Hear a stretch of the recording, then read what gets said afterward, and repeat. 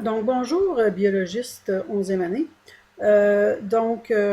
Je sais que c'est pas situation idéale pour enseigner les leçons, mais en ce moment, j'ai trouvé cette façon ici de capturer l'écran des notes de cours que vous avez. Et j'ai pensé que ce serait peut-être bien pour vous aider à comprendre, de moi-même les expliquer, passer à travers avec vous, puis vraiment en retirer ce qui est important de comprendre.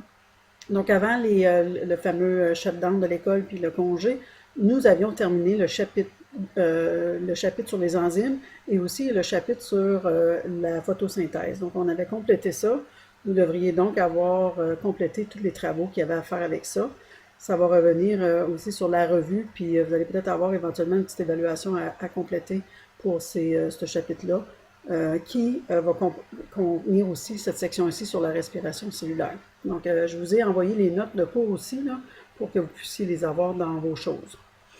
Donc, pour la respiration cellulaire, c'est un autre processus un processus métabolique ultra important. C'est le processus qui nous permet d'aller faire de l'énergie pour les cellules, donc finalement pour faire de l'énergie pour tous nos besoins vitaux, c'est-à-dire nos besoins qui nous permettent de survivre, de rester en vie.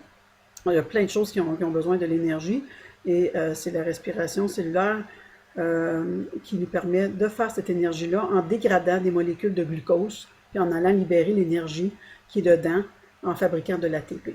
Okay? Où est-ce que ça se passe dans nos cellules, la mitose? Bien, ça se passe dans les la respiration cellulaire se passe dans, la plus grande partie se passe dans les mitochondries. Les mitochondries, je vous rappelle, ce sont des assez gros organites qu'on retrouve dans nos cellules. Les cellules qui travaillent beaucoup, qui font dépensent beaucoup d'énergie, ben, ils vont avoir plus de mitochondries, okay, pour faire plus d'énergie. C'est un assez gros organite, comme un peu le chloroplaste. Lui aussi fait une double membrane, une membrane externe, comme tu peux voir ici, avec une membrane interne qui est toute repliée sur elle-même, qu'on appelle, cette membrane-là, ça forme ce qu'on appelle des crêtes. Puis ensuite, dans le centre de ces crêtes-là, on a un genre de gelée, si tu veux, là, qui s'appelle la matrice, où une bonne partie des réactions de respiration cellulaire se font. Okay? Alors ça, c'est la structure de la mitochondrie. Alors c'est à l'intérieur de la mitochondrie que va se faire la plupart des réactions chimiques dans lesquelles l'énergie est sortie des molécules de glucose surtout, et dans lesquelles on fabrique l'ATP, qui ensuite, c'est notre gaz. Hein? L'ATP, c'est le fuel de nos cellules, de nos tissus, de nos organes. Okay? Les molécules d'ATP sont fabriquées là, vont sortir de la mitochondrie, dans le cytoplasme à l'extérieur de la cellule, et puis ça va être utilisé dans les processus qui demandent de l'énergie. Okay? Donc, la mitochondrie, c'est donc responsable de la respiration cellulaire, aérobie. Ça, c'est l'équation chimique générale de la respiration cellulaire aérobie. Alors, on utilise une molécule de glucose, puis elle est défaite progressivement en plusieurs étapes, puis ça libère, pour chaque molécule de dioxyde de glucose, ça libère 6 molécules de dioxyde de carbone. L'oxygène est utilisé dans l'étape finale de la respiration cellulaire que je vais vous expliquer dans un prochain vidéo. Puis, l'oxygène, qu'est-ce qui arrive? C'est qu'elle ramasse des hydrogènes et des électrons, puis ça devient de l'eau. Okay? Et en bout de ligne, qu'est-ce qu'on va ressortir de tout ça? Bien, en fait, on devrait sortir 36 molécules d'ATP pour chaque molécule de glucose qui est défaite. Alors, elle se fait, la respiration cellulaire aérobie, en 4 grandes étapes.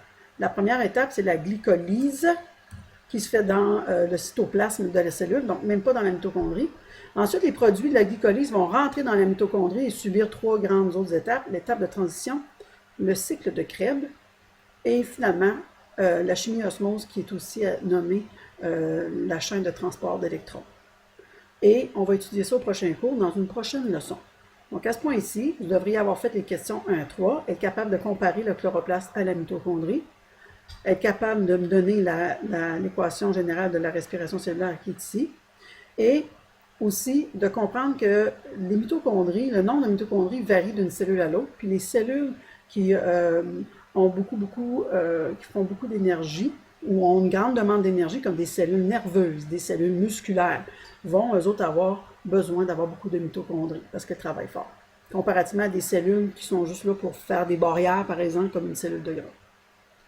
Au prochain cours, on parle un peu plus en détail de la respiration cellulaire aérobie et des étapes.